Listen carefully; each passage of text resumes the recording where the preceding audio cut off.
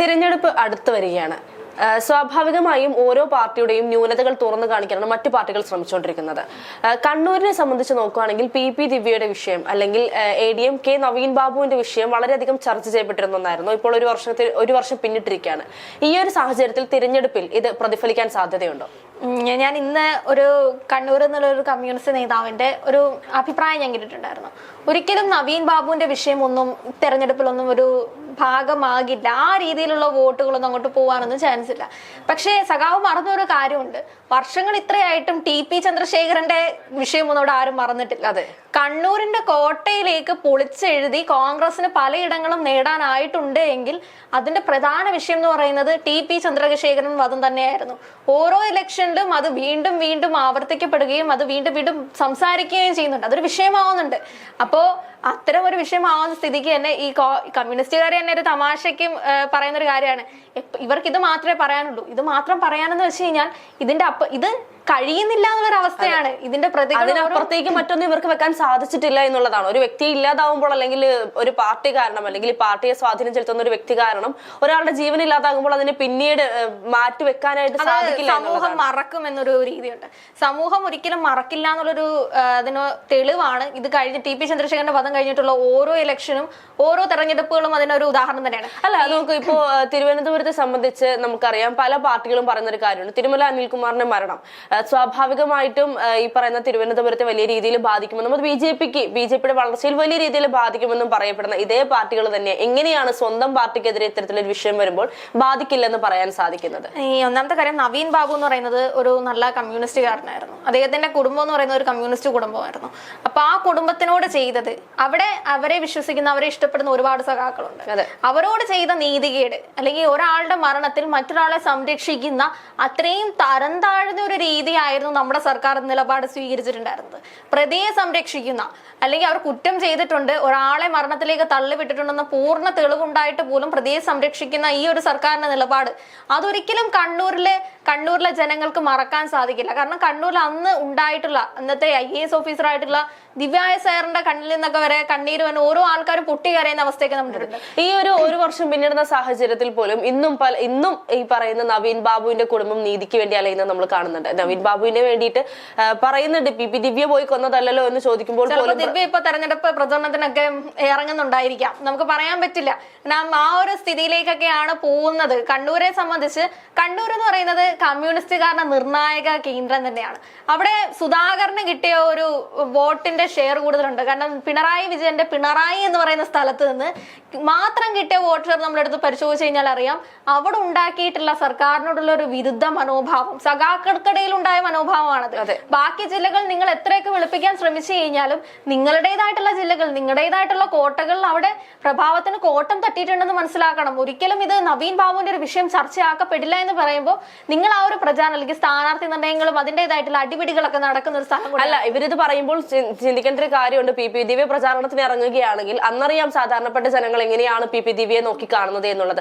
ഈ പറയുന്ന നവീൻ ബാബുവിനോട് ഈ പറയുന്ന ജനങ്ങൾക്ക് നേരിട്ടുള്ള ഒരു ബന്ധമോ ഒന്നും ഇല്ലെങ്കിൽ പോലും സ്വാഭാവികമായും ഇവരുടെ എല്ലാവരുടെയും ഉള്ളിൽ ഇപ്പൊ നമ്മൾ പോലും ഇന്നും ഇത് ചർച്ച ചെയ്യുന്നുണ്ടെങ്കിൽ അത്രത്തോളം ജനങ്ങളുടെ മനസ്സിലേക്ക് ആഴത്തിൽ നവീൻ ബാബുവിന്റെ മരണം പതിഞ്ഞിട്ടുണ്ട് എന്നുള്ളതാണ്. അതിനൊരു നല്ല രീതിയിലുള്ള ഒരു കേസിന്റെ ആസ്പദമായിട്ടുള്ള അന്വേഷണങ്ങളോ അതിൻ്റെതായിട്ടുള്ള നീതി കിട്ടിയിട്ടില്ല എന്നുള്ളത് തന്നെയാണ് സത്യാവസ്ഥ. നീതി കിട്ടിയിട്ടുണ്ടായിരുന്നുവെങ്കിൽ ചിലപ്പോ ഓക്കെ, ഈ സർക്കാർ ആര് തെറ്റ് ചെയ്താലും അവരെ സംരക്ഷിക്കുന്നില്ല എന്നൊരു ടാഗ് വെച്ചിട്ട് അവർക്ക് വേണമെങ്കിൽ തെറ്റുകാരായിട്ട് തന്നെ കാണുമെന്നുള്ളൊരു പ്രതീക്ഷയായിരുന്നു ഉണ്ടായിരുന്നു. പക്ഷെ അതെല്ലാം ഇപ്പോ അങ്ങനെയല്ല. തെറ്റ് ചെയ്തത് ആരാണെന്നതിനേക്കാൾ ഒരു സ്വാധീനം ആർക്കാണുള്ളത് അവരെ സപ്പോർട്ട് ചെയ്യുന്നതാണ് സർക്കാരിന്റെ ഭാഗത്തുനിന്നുള്ള. വലതുപക്ഷത്ത് ഉള്ള രക്തസാക്ഷികളോടൊപ്പം തന്നെ ഈ സ്വന്തം പാർട്ടിക്കകത്ത് തന്നെ ക്രൂശിക്കപ്പെട്ട രക്തസാക്ഷികൾ നിലനിൽക്കുന്ന ഒരു സ്ഥലമാണ് ഈ കണ്ണൂർ പോലെയുള്ള മലബാർ ഏരിയകളുടെ ഒരു പ്രത്യേകത എന്ന് പറയുന്നത്.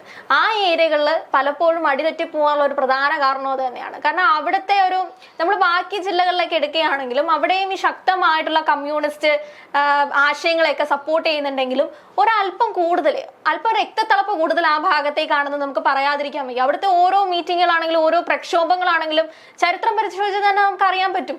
പലപ്പോഴും ഈ രോമാഞ്ചങ്ങളൊക്കെ ഉണ്ടാവുന്ന രീതിയിലുള്ള പ്രക്ഷോഭങ്ങളും സമരങ്ങളും ഒക്കെ നടന്നിട്ടുള്ള സ്ഥലങ്ങളാണ്. ആ സ്ഥലങ്ങൾക്കെല്ലാം നമ്മൾ നേരത്തെ ഒരു ചർച്ചകളൊക്കെ കേട്ടിട്ടുണ്ട്, കോൺഗ്രസിന്റെ സ്ലീപ്പർ സെൽസ് ആയിട്ട് കുറെ അധികം വോട്ടേഴ്സ് ഇവിടെ ഉണ്ടെന്ന്. അതേപോലെ ഈ എന്താ രക്തത്തില് ഇപ്പോഴും കമ്മ്യൂണിസ്റ്റിന്റെ ആ ഒരു ആശയങ്ങളൊക്കെ ഓടുന്ന നിരവധി സഖാക്കളോടുണ്ട്. അപ്പൊ അവരുടെ കണ്ണില് എന്താ പൊടിയൊന്നും വീണിട്ടൊന്നും ഇല്ല. ഇവിടെ ഇപ്പൊ നടക്കുന്നത് കണ്ടു കഴിഞ്ഞാൽ മനസ്സിലാക്കാൻ എത്ര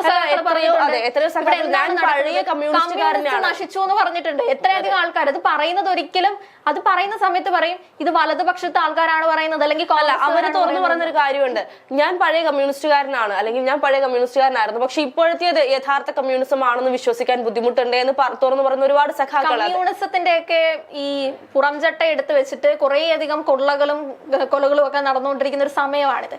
അത് പറയുമ്പോൾ കമ്മ്യൂണിസം ആണെന്ന് പറയുകയും ശരിക്കും നല്ലൊരു കമ്മ്യൂണിസ്റ്റ് നേതാവിന് ഇറങ്ങിയാൽ പോലും വിജയിക്കാൻ പറ്റാത്തൊരവസ്ഥയിലേക്ക് ഈ നാട് പോയിട്ടുണ്ട്. കാരണം തലസ്ഥാനത്ത് നമ്മൾ നോക്കിക്കഴിഞ്ഞാൽ ഏറ്റവും നല്ല ഒരു കമ്മ്യൂണിസ്റ്റ് നേതാവായിരുന്നു പന്ന്യൻ രവീന്ദ്രൻ. പുള്ളിക്കാരന് അവിടെ പിടിച്ചു നിൽക്കാൻ പറ്റിയില്ല എന്നുണ്ടെങ്കിൽ, അത്രയും നല്ലൊരു നേതാവിന് ഇറങ്ങിയിട്ട് പിടിച്ചു നിൽക്കാൻ പറ്റിയില്ല എന്നുണ്ടെങ്കിൽ അത് ഉറപ്പായിട്ടും കമ്മ്യൂണിസ്റ്റുകാരുടെ പരാജയം തന്നെയാണ്. ഈ നവീൻ ബാബുവിന്റെ വിഷയം ചർച്ച ചെയ്യപ്പെടില്ല എന്ന് ഇത്ര കോൺഫിഡൻസ് അവിടെ പറയുന്നു. അപ്പൊ നിങ്ങൾ ബാക്കി സ്ഥലങ്ങളിൽ ഈ ഇറക്കിയിട്ടുള്ള ഈ നേതാക്കന്മാരെ പോലും നിങ്ങൾക്ക് ജയിപ്പിക്കാൻ പറ്റിയിട്ടില്ല എന്നുണ്ടെങ്കിൽ അപ്പോൾ ബാക്കി നിങ്ങളുടേതായിട്ടുള്ള ഇല്ലത്ത് നിങ്ങൾ അവിടെ കൊന്നു കളഞ്ഞ, അല്ലെങ്കിൽ നിങ്ങളുടെ രക്തസാക്ഷിയാണെന്ന് നമുക്ക് വേണമെങ്കിൽ പറയാം. നവീൻ ബാബുവിന്റെ ജീവിച്ചിരുന്ന രക്തസാക്ഷിയെ പിന്നെ മരണത്തിലേക്ക് പി ദിവ്യ എന്ന് പറയുന്ന നിങ്ങളുടെ സ്വന്തം പുത്രി തള്ളിവിട്ട ഒരാളാണ് പുള്ളിക്കാരൻ. അയാളുടെ മരണത്തിന് ഇതുവരെ നീതി കൊടുത്തിട്ടുമില്ല. അവിടെ പുള്ളിക്കാരുടെ വീടിന് ചുറ്റും SFIയുടെയും DYFIയുടെയും ഒക്കെ സഖാക്കളെ കാവൽ നിർത്തിയിരുന്ന ഒരു സർക്കാരായിരുന്നു ഇവിടെ. ഇതൊക്കെ എങ്ങനെയാണ് ജനങ്ങൾ മറന്നു പോകുന്നത്? CPMകാർ ചിലപ്പോൾ മറന്നു പോകുമായിരിക്കും.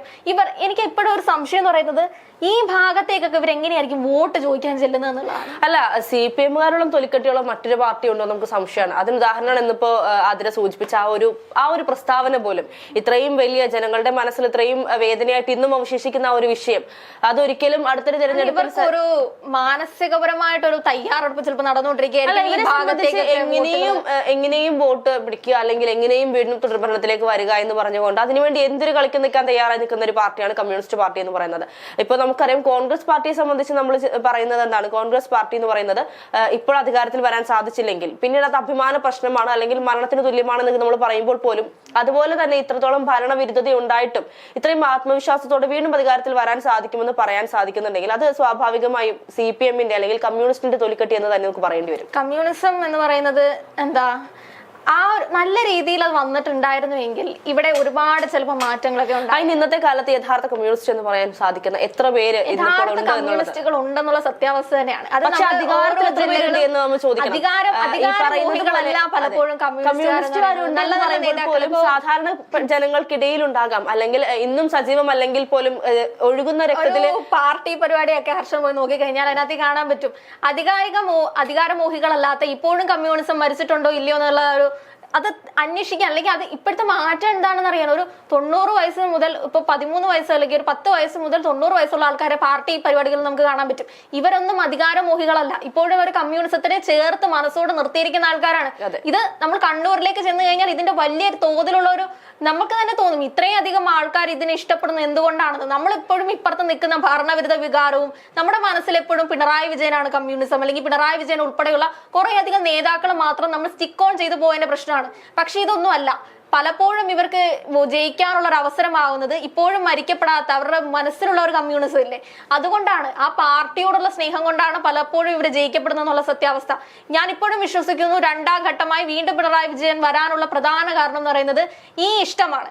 ഈ ഇഷ്ടം കൊണ്ട് തന്നെയാണ് അവരെ പിടിച്ചു നിർത്തിയിട്ടുള്ളത്. പക്ഷേ ആ ഒരു വിശ്വാസം മാറ്റുന്ന രീതിയായിരിക്കാം ഇനി വരുന്ന തെരഞ്ഞെടുപ്പിൽ നമുക്ക് കാണാൻ സാധിക്കുന്നത്. യഥാർത്ഥ കമ്മ്യൂണിസ്റ്റ് എന്ന് പറയുന്നവരാരും തന്നെ ഇന്നത്തെ ഈ ഒരു പിണറായിസത്തെ സപ്പോർട്ട് ചെയ്യുന്നുണ്ടെന്ന് എന്നെ സംബന്ധിച്ച് തോന്നുന്നില്ല. സ്വാഭാവികമായും അടുത്തൊരു തെരഞ്ഞെടുപ്പിൽ അത് വ്യക്തമായി പ്രകടമാകുമെന്ന് തന്നെയാണ്.